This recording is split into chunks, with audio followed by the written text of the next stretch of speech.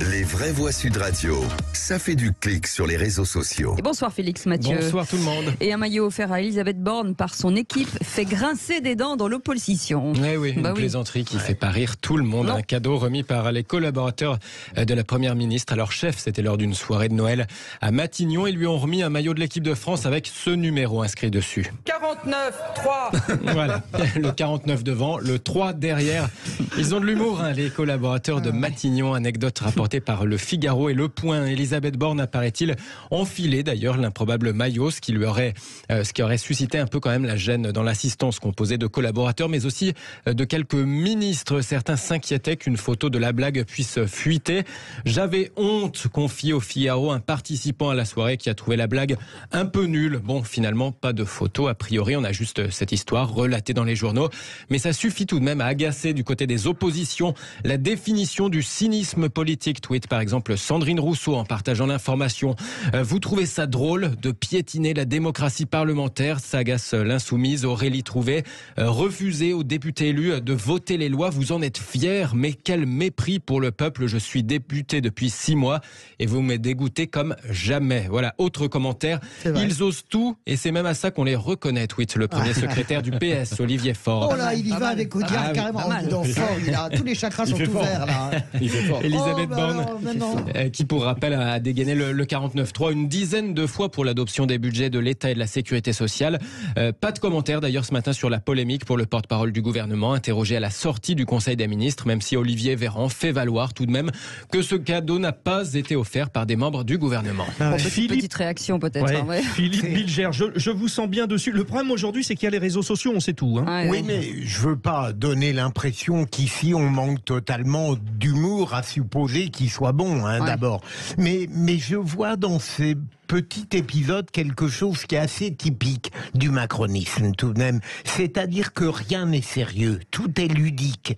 On peut commettre le pire, on peut proférer les choses les plus choquantes, on peut se comporter de manière grotesque sur un terrain, mais tout est risible. Et pourtant, je dirais que pour une démocratie, il faut que des choses soient sérieuses, parfois même tragiques. Sinon, on n'est pas dans une démocratie, on est dans une sorte de pantomime. Oui, sinon c'est d'un cynisme absolu. Honnêtement, c'est d'un cynisme absolu. C'est pas très malin, ça c'est sûr. C'est pas très malin, c'est aucun sens politique. Je sais pas qui a inventé ça. Je crois bien que c'est un secrétaire d'État qui, à mon avis, a un pois chiche dans la tête en termes politiques, parce que c'est stupide, c'est inopérant, inefficient, c'est même pas drôle. Et parce que il y a des plaies sur ce 49.3. Il faut pas imaginer que c'est juste des députés qui s'empaillent, etc. Il y a des plaies sur ce 49.3 depuis des mois. Je pense qu'Emmanuel Macron, c'est le genre de truc ça reste qu'il un fait. Sujet sérieux quand même. Oui, je pense qu'Emmanuel Macron, ça peut le faire se bidonner, mais je pense que l'autre versant d'Emmanuel Macron peut pas être content de ce genre de blague débile. Et moi, je serais lui, je mettrais un petit coup sévère de règle sur les doigts de sa première ministre, qui en plus se prête au jeu et ricane comme une bétasse, quoi, en fait. Philippe Coy. Il y a un peu de place pour l'humour, bien évidemment. Du sérieux, vous venez de dire, Philippe. Bien évidemment, je suis d'avis que cette blague est vraiment déplacée.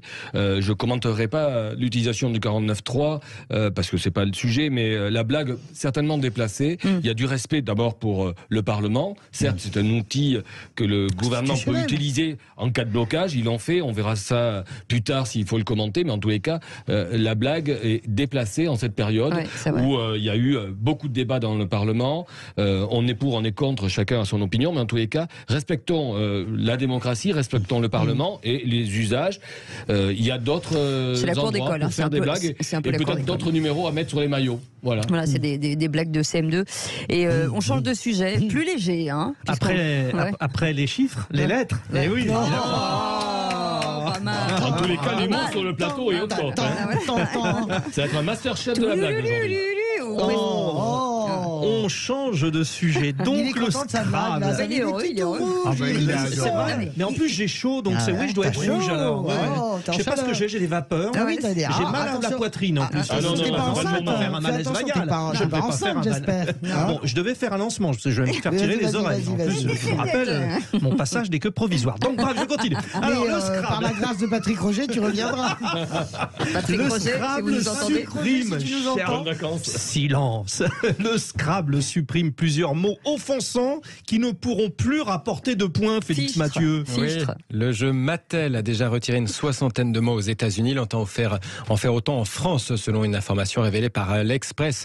Sont exclus tous les mots constituant une incitation à la haine et à la discrimination, comme le précisent désormais les règles du jeu. Impossible, par exemple, d'aligner les mots qui forment les lettres qui forment le mot poufias, gogol, boche, beaucoup de mots racistes ou homophobes aussi parmi ceux qui sont supprimés. D'autres mots supprimés suscitent un peu l'étonnement. Par exemple, jésuitique. On peut plus dire jésuitique au Scrabble. Peut-être que dans les parties de Scrabble du Vatican, ça servait d'insulte. Voilà. Peut-être. On sait pas jésuitique.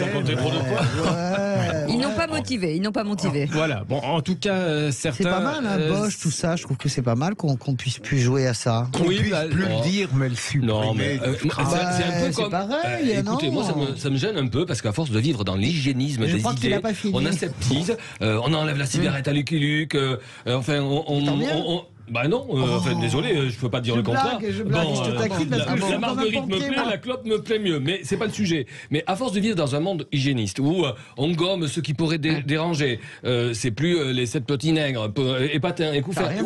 Non, mais on va où à force ? Philippe, excuse-moi, mais ça n'a absolument rien à voir.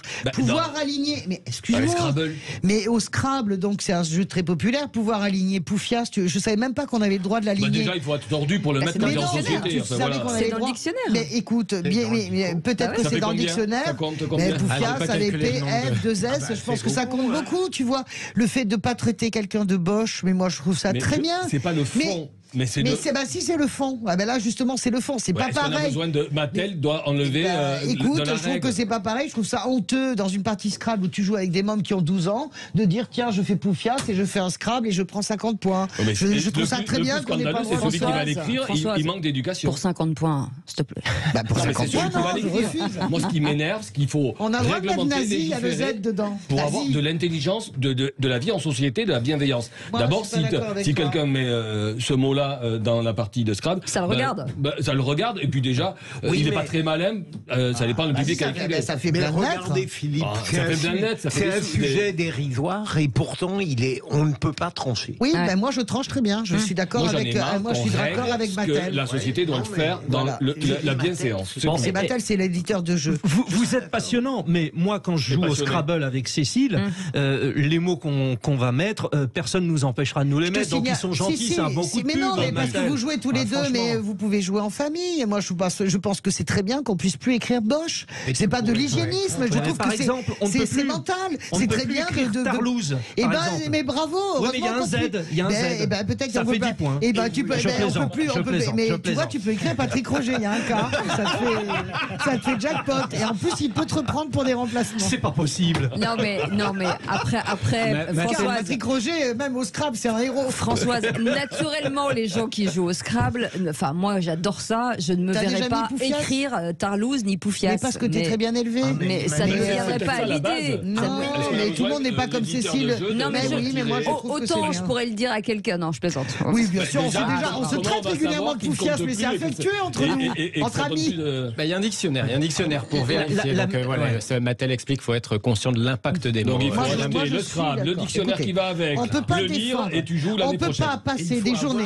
Une fois que tu as pris la règle. Excusez-moi les amis, vous pouvez pas passer, je sais pas Philippe Coy, mais en tout cas Philippe, on peut pas passer sa vie à citer Camus en disant le monde va mal parce qu'on ne nomme pas les choses, c'est-à-dire demander, exiger qu'à chaque fois les politiques nomment les choses pour ce qu'elles sont, l'islamisme par exemple, et être très léger sur ces noms-là. Je pense que c'est discriminant, oui, Bosch, je pense que c'est discriminant. Non mais on aurait pu dire déconseiller, mais interdire, on peut dire déconseiller. Voilà. C'est très bien. Voilà. Écoute, moi ça me fait pas peur d'être dans une société comme ça où on peut pas se traiter de sale Bosch, de sale nazi, de sale pute, ça me va très bien. C'est pas la même chose. La meilleure, c'est pas le mad. C'est pas le mad qui dit à son fils sucre, ça prend un R. Allez. C'est dans le sketch. Ouais, c'est dans le sketch. Bon, vous l'avez pas compris, c'est pas grave. On vous l'explique en antenne. On va revenir sur cette. N'oublie pas Patrick Roger, il y a un cas. N'oublie pas de. Dans un instant, la classe politique peut-elle encore éviter cette grève de Noël ? On vous pose cette question. Vous nous répondez sur notre compte Twitter et 0826 300 300 si vous voulez débattre avec nos éditorialistes du jour. Bienvenue, c'est les vraies voix.